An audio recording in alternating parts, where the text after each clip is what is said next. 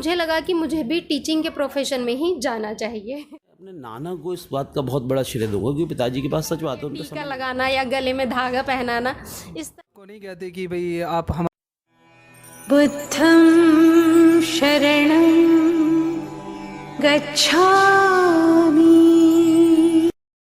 तो आज हम हैं गाज़ियाबाद के कवि नगर में। जी हाँ, वही सीरीज़ को लेकर आपके समक्ष पाखंड से प्रज्ञा की ओर, जिस सीरीज़ के माध्यम से हम ऐसे लोगों का अनुभव आपके साथ साझा करते हैं जिन्होंने अपने जीवन को महापुरुषों की शिक्षाओं को जानकर, सुनकर, समझकर, पढ़कर या किसी भी अन्य माध्यम से जैसे भी उनको जानकारी मिली, अपने जीवन को पाखंड की राह से, अंधविश्वास की राह से, असमानता वाली व्यवस्था की राह से प्रज्ञा की राह पर लगाया है।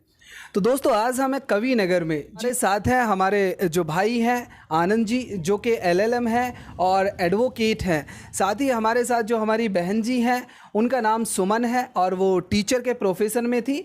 अभी आजकल उन्होंने जो कोचिंग सेंटर है वो बंद किया हुआ है, वो अपना घर का कार्य देखती हैं।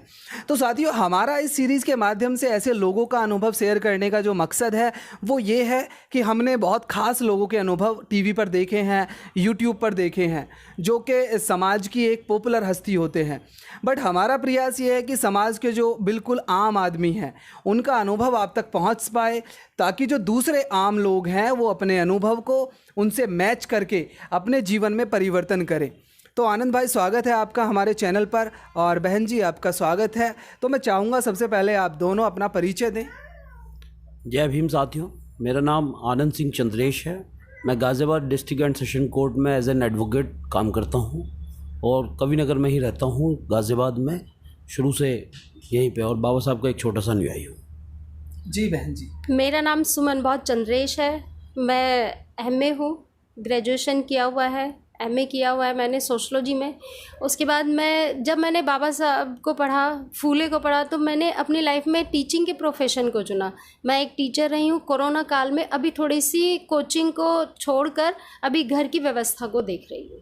तो आनंद भाई और सुमन बहन जी, ऐसा है कि जैसा कि इस दुनिया में सभी लोग कोई किसी किताब के अनुसार चलता है, चाहे वो बाइबल है, कुरान है, कोई किसी धर्मशास्त्र के अनुसार चलता है, कोई किसी व्यक्ति की विचारधारा पे चलता है, कोई किसी जो किताबों में, शास्त्रों में लिखा है उसके अनुसार अपना जीवन यापन और अपने संस्कार करता है, अपने कार्यों को आगे बढ़ाता है। तो मैं आप दोनों से पूछना चाहूँगा कि वर्तमान में जो आज का आपका जीवन है, आप किन महापुरुषों की शिक्षाओं को, हालांकि दिख रही हैं, लेकिन मैं आपके मुँह से सुनना चाहता हूँ कि कौन से महापुरुष हैं जिनकी शिक्षाओं पर चल के आप अपने जीवन को अपने परिवार सहित सुखमय रूप से आगे बढ़ा रहे हैं। साथियों, वैसे तो बहुजन समाज में जन्मे तमाम करोड़ों करोड़ों हमारे जितने महापुरुष हैं वो सभी हमारे लिए आदर्श योग्य हैं, परंतु महाकारुणिक तथागत भगवान गौतम बुद्ध और परम पूज्य बोधिसत्व बाबा साहब, संत कबीर साहब और महामना ज्योतिबा फूले जी हमारे मुख्य आदर्श हैं, और हम उन्हीं के जीवन को पढ़ के, उनके जीवन के संघर्ष को पढ़ के, उसको देखते हुए हम आगे अपना जीवन गुजारने का प्रयास करते हैं। जी बहन जी। देखिए, हम जो है जब ग्रेजुएशन किया, पोस्ट ग्रेजुएशन किया, तो लगा कि चलिए कुछ अब आगे करना है, अपने जीवन में किसी प्रोफेशन को चुनना है। लेकिन जब बाबा साहब को पढ़ा, भगवान बुद्ध को थोड़ा थोड़ा, देखिए मैं ज़्यादा नहीं समझ पाई हूँ क्योंकि बुद्ध को समझना एक जीवन में मुमकिन भी नहीं है, मुझे ऐसा लगता है। उनकी कुछ थोड़ी थोड़ी शिक्षाओं को अपने जीवन में उतारने का अभी तक प्रयास कर रही हूँ, जो शायद आखिरी सांस तक प्रयास जारी रहेगा। जब लाइफ में सेटल होने की बात आई कि कुछ करना है, पैरों पे खड़े होना है, तो हमने बाबा साहब के साथ साथ ज्योतिबा फूले की भी किताबें पढ़ी। जब ज्योतिबा फूले की किताबें पढ़ी तो लगा कि ठीक है, डॉक्टर बनना, इंजीनियर बनना एक अलग चीज़ है, लेकिन उन्होंने हमारे देश में महिलाओं के लिए और एक आम नागरिक के लिए संविधान से भी बनने से भी पहले उन्होंने एक ऐसी शुरुआत की जो कि शिक्षा पर उन्होंने सबसे ज़्यादा जोर दिया। हम भारत देश के अंदर सबसे पहला जो स्कूल खोला था, ज्योतिबा फूले ने खोला था। उन्होंने अपना पूरा जीवन केवल शिक्षा के लिए ही समर्पित कर दिया। उन्हीं को ही अपने जीवन का आदर्श मानकर अपनी दिनचर्या की रोज़ी रोटी को आदर्श मानकर मुझे लगा कि मुझे भी टीचिंग के प्रोफेशन में ही जाना चाहिए। बाबा साहब डॉक्टर अंबेडकर ने भी महामाना ज्योतिबा फूले जी को अपना गुरु माना है, और गुरु इसलिए माना क्योंकि उन्होंने उस समय पे 1848 में जो कार्य किया वो शायद आज के आम लोग अगर या ख़ास लोग भी वो कार्य नहीं कर पा रहे हैं, क्योंकि एजुकेशन इज़ द मास्टर की बाबा साहब डॉक्टर अंबेडकर भी कहते हैं। तो मैं आप दोनों से पूछना चाहता हूं, जिस तरह से हमने देखा है कि एक अंबेडकर आइडिया एक बुद्धिस्ट का परिवार या जैसे परिवार घर दिखता है वो यहाँ पे हमें देखने को मिला, और आपने इतना अच्छा खाना खिलाया उसके लिए भी हम साधुवाद देना चाहते हैं बीच में ही। तो मैं आपसे ये पूछना चाहता हूँ कि जो ये विचारधारा आज आपकी वर्तमान की है, लेकिन ऐसा नहीं है कि हम जिस सोसाइटी में रहते हैं तो वहाँ पे हम जब पैदा हुए थे उस समय ये विचारधारा हमारे सामने नहीं थी, हमारे सामने महापुरुष नहीं थे, या थे तो बहुत कम लोग ऐसे हैं जिनको ये महापुरुष बचपन में ही मिले। तो मैं आपसे पूछना चाहूँगा कि आपके जो आज की वर्तमान की विचारधारा है उससे पहले आपके कौन कौन से संस्कार थे आपके परिवार में, आपको कौन कौन सी विचारधारा आपने सीखी या उसको आगे बढ़ाया, और उसके बाद हम जानना चाहेंगे क्योंकि आपने बताया कि जो हमारे अंकल जी हैं वो पहले से अम्बेडकराइट थे, फिर भी आप बताएं कि कितना आपको पहले से बाबा साहब या अन्य महापुरुषों के बारे में पता था। जैसा आपने पूछा कि एक समाज में जो सामान्यता आबादी है वो किसी और परंपराओं को ढोने वाली है जी, और हम लोग ये महसूस होता है कि शायद हमारी परंपराएं, हमारी प्रथाएं, हमारे कार्य करने की शैली या हमारे कोई उत्सव आयोजन जो हम करते हैं उनकी शैलियाँ थोड़ी सी अलग हैं जी। बचपन से ही इस बात के लिए ये हमारा सौभाग्य मान लीजिए या ये मान लीजिए कि हमें विरासत में ये मिला है। मेरे माँ बाप दोनों ही बौद्ध थे, तो मुझे अपने घर में परिवार में, और मेरे ज़्यादातर रिश्तेदार भी हैं, चाचा हैं और सारी फैमिली है, उनमें कहीं ये नहीं दिखा। पर हाँ, कभी किसी रिश्तेदार के, बुआओं के या औरों के किसी की शादी ब्याह में गया तब मुझे वो वाले उनके दूसरे वाले संस्कार दिखे। और मुझे याद है कि मेरी जब बड़ी बहन की शादी हुई थी उस समय मैं 8th क्लास में था और वो बौद्ध धर्म से हुई थी। तो आनंद जी, आनंद भाई, मैं आपसे एक सवाल पूछना चाहता हूँ क्योंकि मैंने अपने यहाँ भी ऐसे परिवार देखे हैं जो पहले बुद्धिस्ट थे या फिर कहीं ना कहीं अम्बेडकराइट थे, बट उन्होंने कहीं ना कहीं एक चीज़ मिस कर दी कि वो संस्कार अपने बच्चों में नहीं दे पाए वो। और मैंने कई ऐसे परिवारों को देखा है जो आज वही सड़ी गली परंपराओं को ढोते हैं, वही असमानता वाली व्यवस्था को अपना सर पे लेकर घूमते हैं। तो आपको किस तरह से आपके जो परिवार में आपके पिताजी थे या जो अन्य आपने नाम बताया चाचा ताऊ में, किस तरह से आपको बताते थे महापुरुषों के बारे में? देखिए, मैं मानता हूँ आज अगर आप मेरे पूरे घर का सर्वे करेंगे तो अब जितनी तस्वीरें आप देखेंगे बाबा साहब की, भगवान बुद्ध की, और जितना साहित्य देखेंगे, जब हम छोटे थे तो इससे शायद 10 गुना और ज़्यादा था घर में जी। जिस कमरे में जाते थे, जिस दीवार पे आप देखेंगे उन सारी दीवारों पे बाबा साहब की फ़ोटो। इधर वाली हमारी इस दीवार पे एक बड़ा सा पोर्ट्रेट होता था बाबा साहब का, और इधर भगवान बुद्ध का, जो शायद 6-6 फुट की थी। दोनों बड़ी अच्छी चौड़ी तस्वीरें थी। मेरे बचपन के बर्थडे के आयोजनों के यहाँ फ़ोटो देखेंगे। कई बार दोस्त आते थे तो वो कहते थे ये दादाजी हैं तुम्हारे। जी जी। अदर्स थे सब। मैं आपको बताऊं, हमारी जो ये लाइन है, वैसे तो कविनगर बहुत बड़ा एरिया है, गाज़ियाबाद का अच्छा एरिया कवर करता है। ये जो पूरी लाइन है, इस लाइन में हमारे जो ये घर हैं 60-70 घर हैं पूरे। इधर से शुरू करेंगे कॉर्नर से यहाँ तक, इसमें ये अकेला घर है जी। मतलब अकेला घर आप ये भी कह सकते हो। SC का भी अकेला घर है और उस SC में भी कुछ दूसरी टाइप का आदमी है, ये है ना, अम्बेडकराइट है। तो घर के ऊपर पंछी लहराता रहता है। अभी बरसात में हट गया हो तो कह नहीं सकता मैं। और जो आपने एक सवाल और किया कि कैसे मतलब जो पहले अम्बेडकराइट थे वो अपने बच्चों को वो संस्कार नहीं दे पाए। साहब, वो अम्बेडकराइट थे ही नहीं जी, वो सिर्फ अम्बेडकराइट मंचों के नेता थे। आपके पिताजी पुलिस में थे, जो कि एक बहुत व्यस्त नौकरी होती है, उतना टाइम फैमिली को नहीं दे पाते, तो वो किस तरह से आपको बताते थे महापुरुषों के बारे में? देखिए, जब भी समय मिलता था जी, तब वो बताते थे। और पिताजी के साथ साथ उनसे भी ज़्यादा जो मुझे विचारधारा बचपन से जो मेरे दिमाग में डाली गई, मेरी मदर अकेली ही थी जी। मतलब अपने पिताजी की। तो हमारे जो नाना जी थे वो बहुत एक्टिविस्ट थे। तो जो मेरे नाना जी थे, श्रद्धेमणि राम जयंत उनका नाम था, और एटा बेल्ट में मतलब आज मैं ये देखता हूँ, जब मैं कहीं जाता हूँ, उधर किसी गांव में जाता हूँ, पुरानी से पुरानी जो मैं बाबा साहब की मूर्ति देखता हूँ, और अगर वहाँ कहीं पत्थर मिलता है तो पता चलता है कहीं ना कहीं उसमें मनीराम जयंत जी का योगदान था।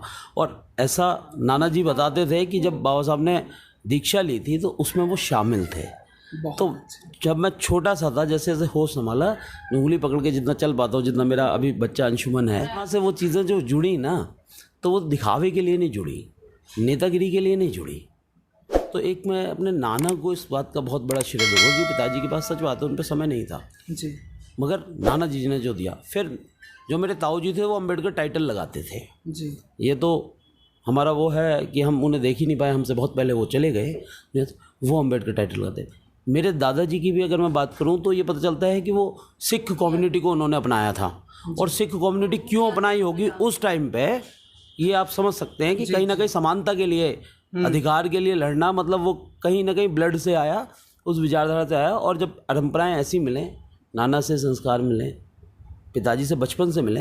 तो बहन जी, मैं आपसे पूछना चाहूँगा कि आपको परिवार में किस तरह का परिवेश मिला था, किस तरह की विचारधारा थी, या किस तरह के संस्कार आपके घर में होते थे? देखिए, जो मेरे मायके में था, मेरे माताजी और पिताजी थे, मेरे माताजी पिताजी थे, वो बहुत ज़्यादा पढ़े लिखे नहीं थे। माताजी मेरी बिल्कुल अनपढ़ थी, पढ़ी लिखी नहीं थी, लेकिन वो अंधविश्वास में बिल्कुल विश्वास नहीं करती थी। वो उनको कभी नहीं लगा कि मेरी बेटी बहुत सुंदर है, उसको नज़र लग जाएगी, या टीका लगाना या गले में धागा पहनाना, इस तरह का कुछ भी नहीं करते थे। पर दादी थोड़ा बहुत किया करती थी, लेकिन माताजी और पिताजी बिल्कुल नहीं करते थे। तो वो बाबा साहब डॉक्टर अंबेडकर को जानते थे? जी हाँ, वो बाबा साहब को, पिताजी मेरे जो थे वो थोड़े बहुत पढ़े लिखे थे अपने समय के। वो 82 ईयर्स की उनकी डेथ हुई थी, तो वो थोड़े बहुत पढ़े लिखे थे। वो बाबा साहब की किताबें हमने उन्हीं के पास में देखी थी, क्योंकि हम लोग तो अपने सिलेबस के अकॉर्डिंग पढ़ा करते थे, हमें ज़्यादा मालूम नहीं था, लेकिन वो हमें छोटी छोटी स्टोरियाँ सुनाया करते थे। तो आपके घर में जो कार्य होते थे, फेस्टिवल या भैया दूज, होली, दिवाली, इन सब पे किस तरह से आपके घर में प्रोग्राम होते थे? इस तरह से जो फेस्टिवल हुआ करते थे, जो बड़ी बहनों की शादी हुई थी, उनके लिए हिंदू धर्म की फैमिलीज़ मिली। तो तब मैं छोटी थी, बहुत छोटी थी, मुझे मालूम नहीं, मेरा बहुत बड़ा परिवार है मायके में, मैं सबसे छोटी हूँ।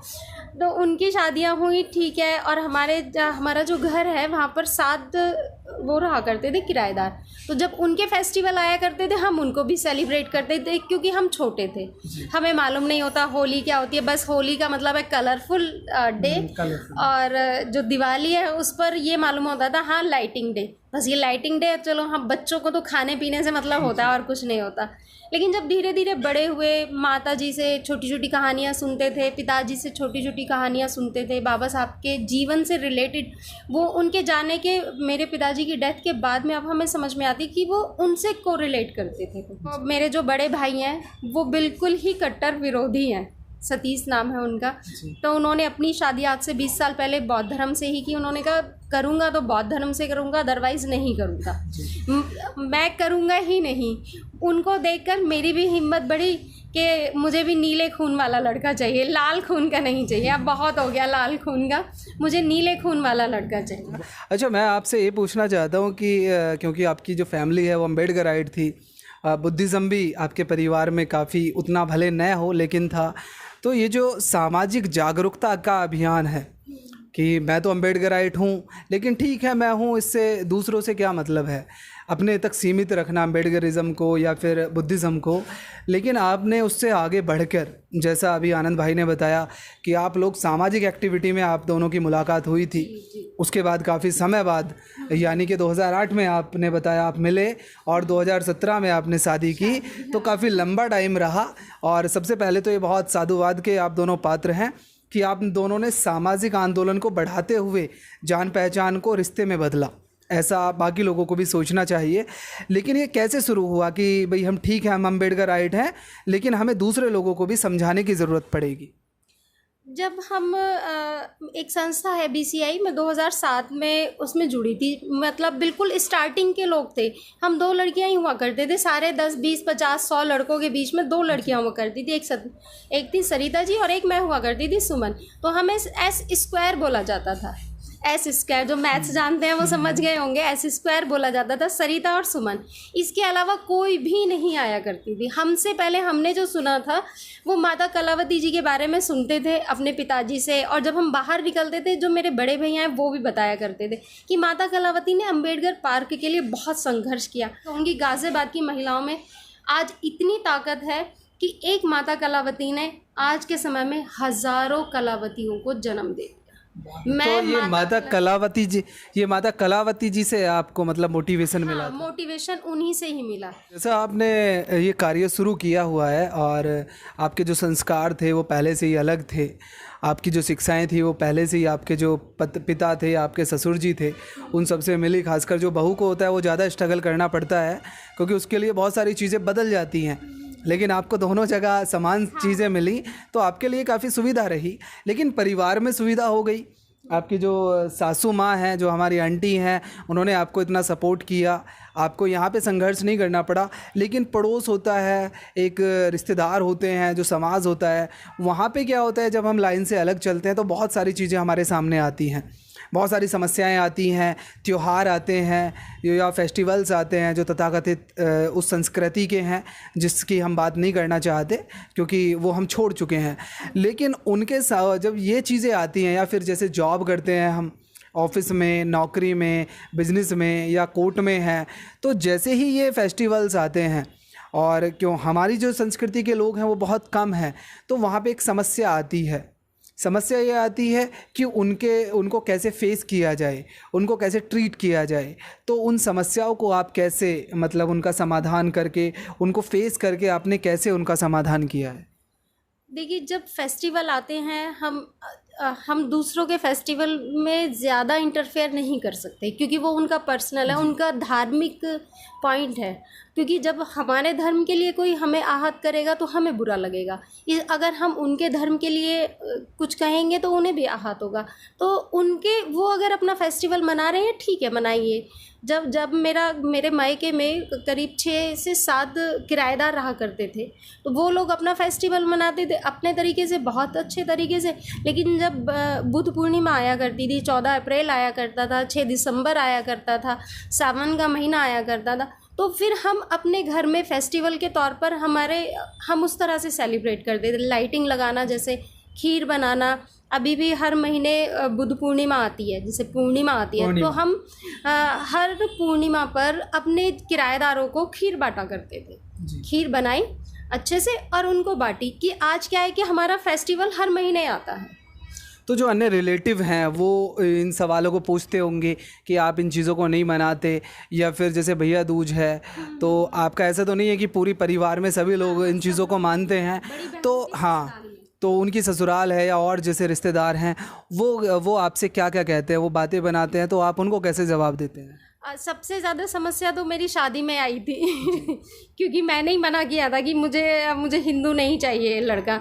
चाहे जब जीवन बिताना है तो अकेले भी बहुत सारे हमारे देश में महान हस्तियाँ हैं। जब नारी जो है वो आरी बन सकती है तो सब चीज़ों को काटने का भी दम रखती है।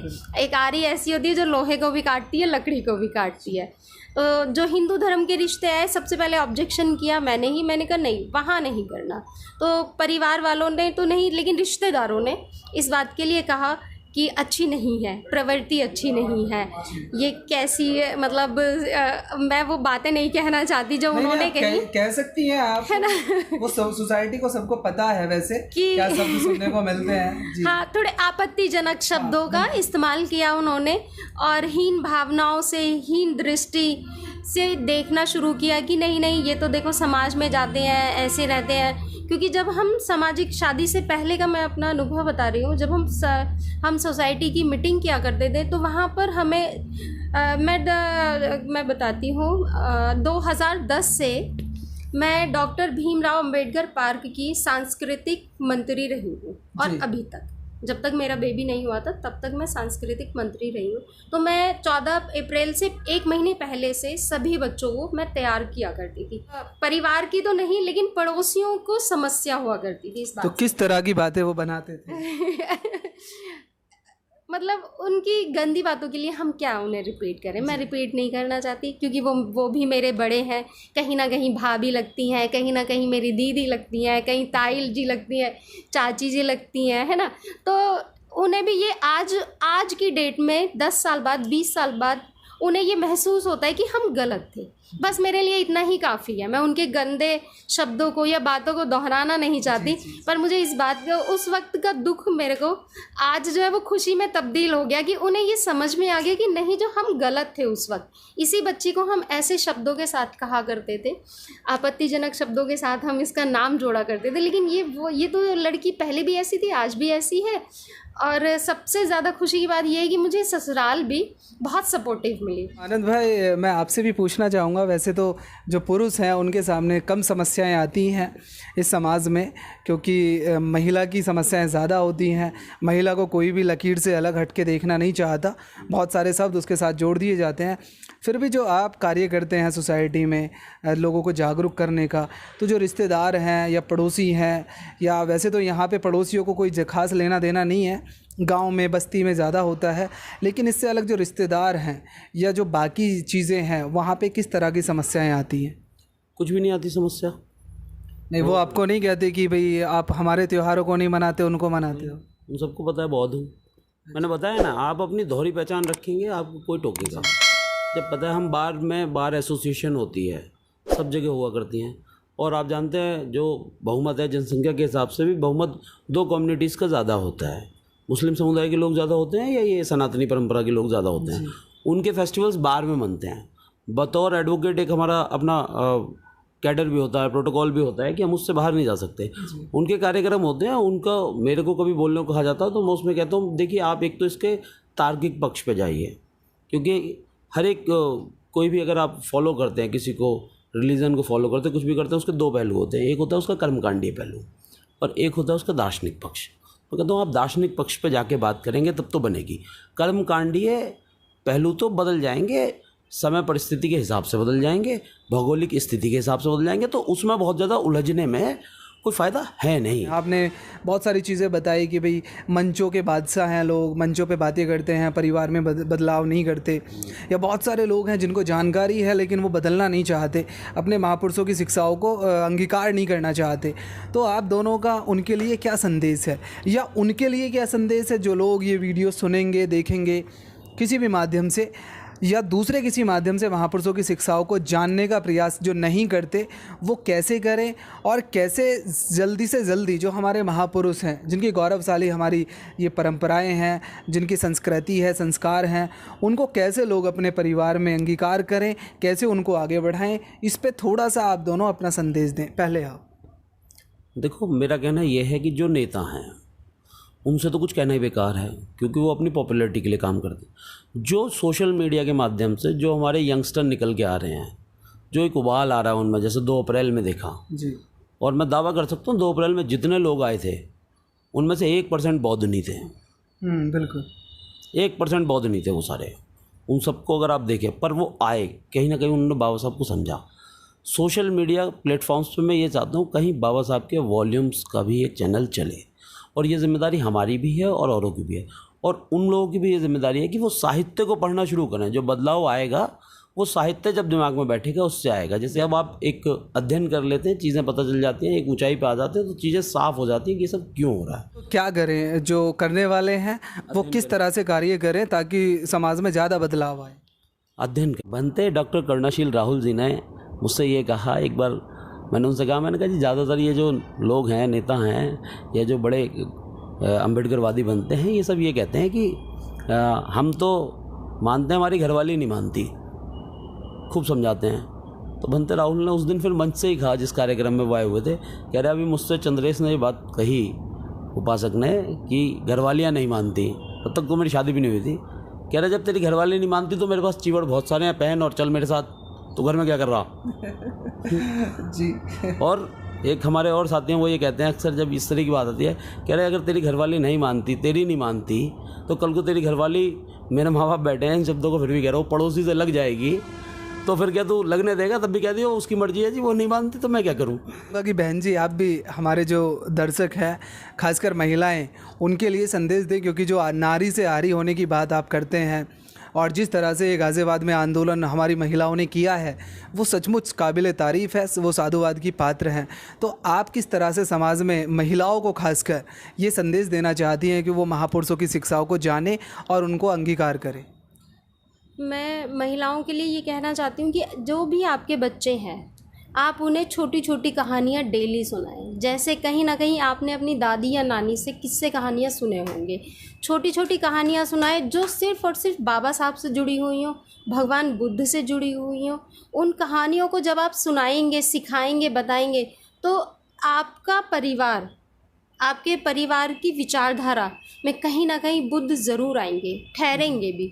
और बाबा साहब को तो आजकल देखो स्कूल भी कहते हैं कि हम पढ़ाएंगे, ये बातें हो रही हैं, लेकिन आप उस पर मत जाइए। टीवी कहता है कि हम सीरियल बनाएंगे, आप उस पर भी मत जाइए, क्योंकि उसमें कहीं ना कहीं इंटरटेनमेंट का मसाला डाला गया है।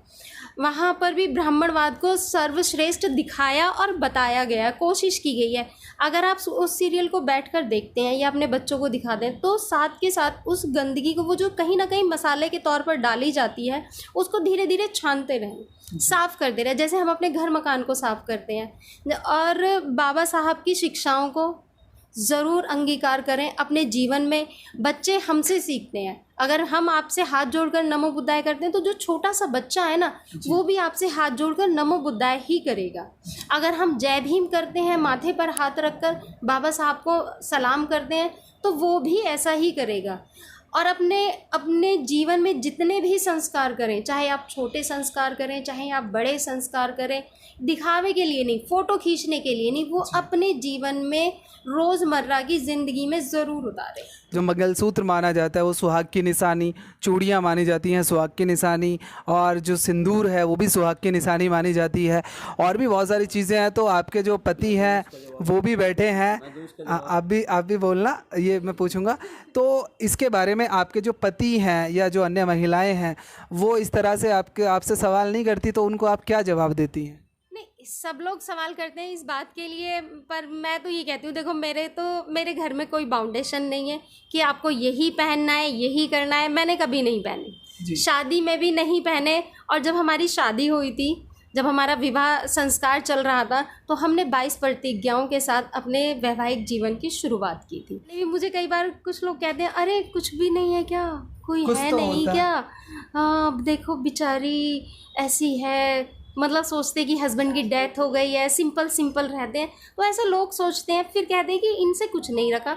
ईसाइयों में भी शादियां होती हैं, मुस्लिम में भी होती है, कहीं पर कोई बाउंडेशन नहीं है। तो आनंद भाई, मैं आपसे भी पूछना चाहूँगा, जैसे हमारी बहन जी हैं, वो कोई भी जो चिन्ह हैं धर्म विशेष के या सुहाग के खासकर, वो कोई चीज़ें नहीं पहनती हैं, तो आपको बुरा नहीं लगता? वो सर्टिफिकेट लेके नहीं घूमती कि वो मैरिड हैं? बिल्कुल नहीं लगता। दरअसल सर्टिफिकेटों की ज़रूरत, आपका सवाल ही गलत है। आपका सवाल ये इसलिए गलत है हमसे कि शुरुआत में जितनी देर से आप हमसे इंटरव्यू ले रहे हैं, तब भी बताया, और शायद आप आए भी इसीलिए कि हम बौद्ध हैं। जी, ये सवाल हिंदू को नहीं, मैंने बहुत सारे बौद्ध, जो मैं ये सवाल इसलिए पूछा क्योंकि बहुत सारे बौद्ध मैंने ऐसे देखे हैं जो बौद्ध बनने के बाद भी ये सुहाग का जो सर्टिफिकेट है लेके भी घूमते हैं, और उनके पति उस चीज़ को मतलब चाहते हैं कि पत्नियां ऐसा करें। एक्चुअली होता क्या है कि तथागत बुद्ध ने एक बात कही थी, वो ये कहा था, ये जो प्रतीक है ना जिन्हें आप कह रहे हो कि हाँ ये मैरिड है, ये इसका आई कार्ड है, जितने सारे हिंदुओं ने बना रखे हैं, इनमें सब में डर घुसाया हुआ है। तो बुद्ध ये कहते थे कि ये जो सारे काम ये करते हैं ना, जितने पूजा पाठ और ड्रामेबाजी जितनी कुछ भी लोग करते हैं, वो हर धर्म में करते हैं। कुल मिला के सिर्फ बात हमारी इतनी है कि उन प्रतीकों की हमें तो आवश्यकता होती नहीं, ना हमें चाहिए। और शादी के जहाँ तक सर्टिफिकेट की बात है, शादी के लगभग 1 महीने बाद मैरिज रजिस्ट्रार के यहाँ मैंने अपनी शादी रजिस्टर्ड करा दी थी। भारत सरकार का अशोक स्तंभ लगा हुआ एम्बल करके एक मैरिज सर्टिफिकेट मेरे पास है, वही मान्य होगा हर जगह। ये चुटकी, अंगूठी और ये सिंदूर लगा के पहन के ना, इससे शादी नहीं मानी जाती है। जी, ठीक है, ये तो कुंवारी भी पहन ले।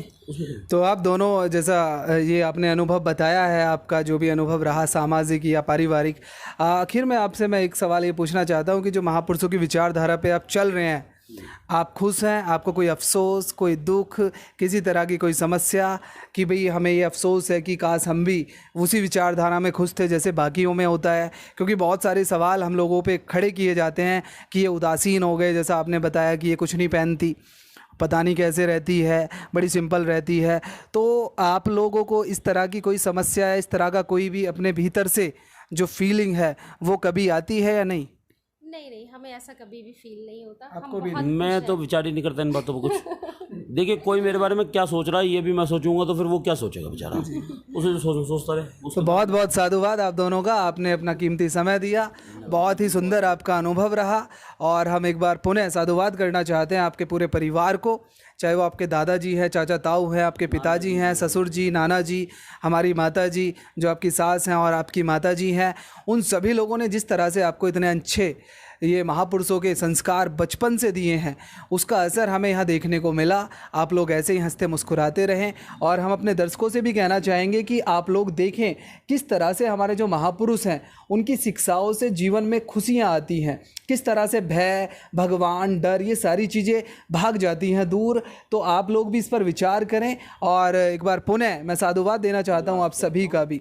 जी, कंप्लीट रह गई थी कि तथागत बुद्ध का एक संदेश है, बहुत छोटा सा, उतनी बात मैं सबसे कहता हूँ, कहीं भी बोलना होता है और ज़्यादातर अगर कोई ये कहता है शॉर्ट में बात खत्म कर दो तो उतनी बात कह के ख़त्म कर देता हूँ। तथागत बुद्ध से जब ये पूछा गया था कि आप ये कहते हो कि ईश्वर नहीं है तो फिर इतनी दुनिया पागल है जो ईश्वर को मानती है, ये आनंद ने उनसे पूछा था। मेरा नामकरण ही बहुत संस्कारों से हुआ था, वहीं से आनंद रखा गया। तो उन्होंने जवाब दिया कि हे आनंद, डर और लालच ईश्वर को मनवाता है, या तो व्यक्ति डर से मानता है या लालच से। ये प्रतीक वो बौद्ध बनने के बाद भी इसलिए नहीं छोड़ पा रहे कि उनका डर नहीं निकाल पाए हम लोग। हमने उन्हें सर्टिफिकेट तो दे दिया, एक दीक्षा समारोह करके बौद्ध बनाने का 1 मिनट में बना दिया बौद्ध, वहाँ बिठाते ही कि आज जो आ गए हो गए सारे आज बौद्ध, जैसे वो आंदोलन में होकर सब अम्बेडकरवादी हो गए। पर उनको अंदर से हमने चेंज नहीं किया, तो वो ना डर निकला ना लालच निकला। और जब तक डर और लालच रहेगा तब तक लोग इन चीज़ों को करते रहेंगे। और डर और लालच जब ही निकलेगा जब सही मायने में हम बुद्ध की शिक्षाओं को समझेंगे और तार्किकता पे समझेंगे, हम उसके दार्शनिक पहलू पे जाएंगे, कर्मकांडीय नहीं। जी बिल्कुल सही कहा आपने। और बहुत पुनः एक बार साधुवाद आप सभी का। तो हम दर्शकों को भी साधुवाद देना चाहते हैं, साथ ही धन्यवाद। जय भीम।